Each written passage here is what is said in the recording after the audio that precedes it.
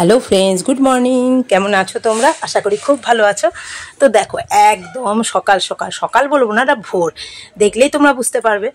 তো আজকে তালা খোলার পালা আমার পড়েছে, মানে আমারই পড়েছে, মানে মেজদারই খোলে, তোমরা তো জানো। তো আজকে যেহেতু আমার বাইরে বেরোনোর দরকার ভোরে ভোরে, ওই জন্য আমি খুলে দিলাম। তো চলো, গেট টেট খুলে একদম ঝাড়ু মারু দিয়ে জল ছিটিয়ে দিলাম। আর এই দেখো, দেখেছো চাঁদা মামা এখনো দেখতে পাচ্ছি, মানে কতটা ভোর চাঁদ মামা মানে দেখতে পাচ্ছি, বা তোমরাও দেখতে পাচ্ছ। আর এই যে আমাদের পাশের বাড়ির দিদির গাছে কটা ফুল ছিল, সাদা ফুল, প্রায় দিনই চোররা নিয়ে যায়, নিতে পারি না। তো আজকে ভাবলাম ভোর ভোর উঠেছি যখন, রাস্তায় এসছি, তো দুটো ফুলই নিয়ে নিই। তো এখনও ঘোলা ঘোলা, মানে ভোরের যে আবহাওয়া এখনও ঘোলা ঘোলা। তো ক্যামেরায় কোনো সময় মনে হচ্ছে যে অনেক বেলা হয়ে গেছে, কিন্তু না, এখন বাজে মোটামুটি ওই 4:45 মতো।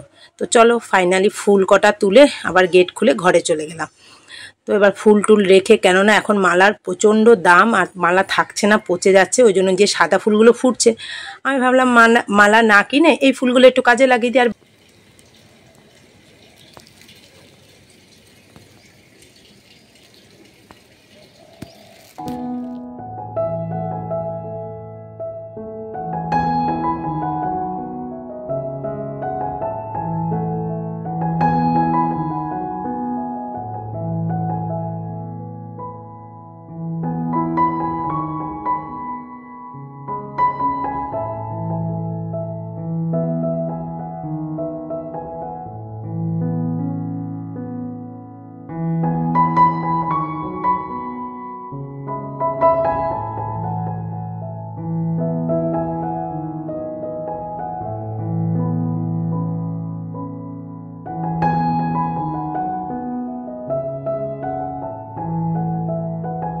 তো ওইদিকে তো ছাদের কাজ সেরে টেরে সোজা চলে এসেছি রান্নাঘরে।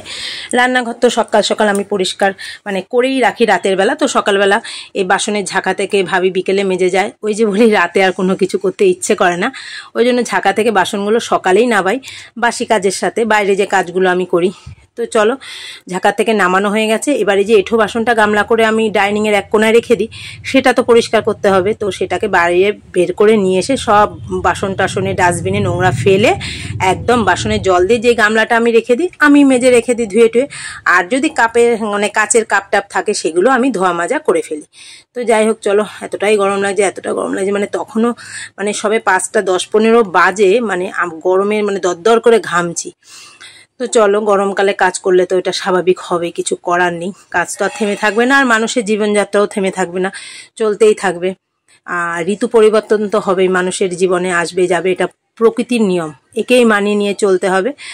তো যাই হোক, চলো, অল্প কিছুই কাছাকাছি ছিল, খুব একটা ছিল না, নিচেই মেলে দিই। বেশি অল্প মানে খুব বেশি হলে উপরে যাই মানে ছাদে, আর অল্প স্বল্প হলে আমি নিচেই মেলে দিই। ছাদে আর উঠতে ইচ্ছে করে না, ছাদে এমনিতেই আমি দিনে 5-6 বার ওঠা মানে নামা ওঠা করি, প্রচণ্ড হাঁটু যন্ত্রণা বেড়ে গেছে, বেশিক্ষণ ছাদে ওঠা নামা করতে পারি না। তো কথা বলতে বলতে দেখো মোটামুটি কাছাকাছিও হয়ে গেছে। এবার একটু কমফোর্টে ভিজিয়ে নেব। কমফোর্টে না দিলে না, যদি যেহেতু আগের দিন ভেজানো থাকে, একটু কেমন একটা ম্যাটকা ম্যাটকা গন্ধ হয়ে যায়। আবার কমফোর্ট দিলে খুব সুন্দর একটা পারফিউম মানে গন্ধ বেরোয়, যারা ব্যবহার করো তারা তো অবভিয়াসলি জানো। তো যাই হোক, চলো, কমফোর্ট থেকে ভিজিয়ে আমি বালতিতে নিচ্ছি, নিয়ে এবার সোজা চলে যাব মিলতে। তো ফ্রেন্ডস, তোমরা আবার ততক্ষণ সাথে থাকো, সঙ্গে থাকো, আর ব্লগটা দেখতে থাকো। আশা করি অন্য দিনের মতো আজকে ব্লগটাও ভালো লাগবে।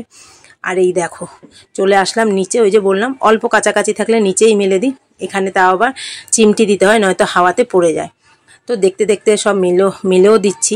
আর নিচের তারগুলো না, তার তো না, লাইলনের দড়ি ছিল, এগুলো পাল্টাতে হবে, অনেক নড়বড়ে হয়ে গেছে, তবুও কাজ চলার মতো থাকে আর কি। খুব তো ভারী একটা জিনিস মেলি না, ওই জন্য ছেঁড়া টেরার গল্পও নেই। তখনও শুনশান সারা চারিদিক, কেউ ওঠেনি। কি খাবি বল?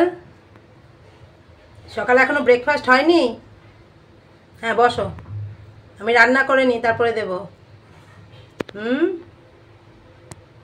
এত সকাল সকাল খেলে কি করে হবে? তুমি তো আবার সব কিছু খাও না, ভিআইপি মানুষ, মাছ মাংস ছাড়া কিচ্ছু খাও না। ওর চোখ টিপ টিপ করছে। ওরে বাবা, ঘুমা, এই ঘুমা, এখানে আয় আয়। তো চলো, সোজা চলে আসলাম ব্রেকফাস্টে।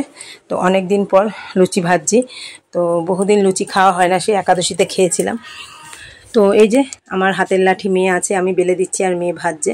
তো মেয়ে থাকলে একটু সুবিধাই হয়, নয়তো আমাকে একা হাতে ভাজা বেলা সবই করতে হয়। কেউ যদি বেলে দেয়, কেউ যদি ভাজে, তাহলে একটু কাজটা এগিয়ে যায়। তো চলো। পা ব্যথা করছে? হ্যাঁ, বসে পড়লি? তুই কি হিসু করছিস? তো পেটের নিচে জল, হিসু করছিস? নে, নিজের ফটো নিজে দেখ।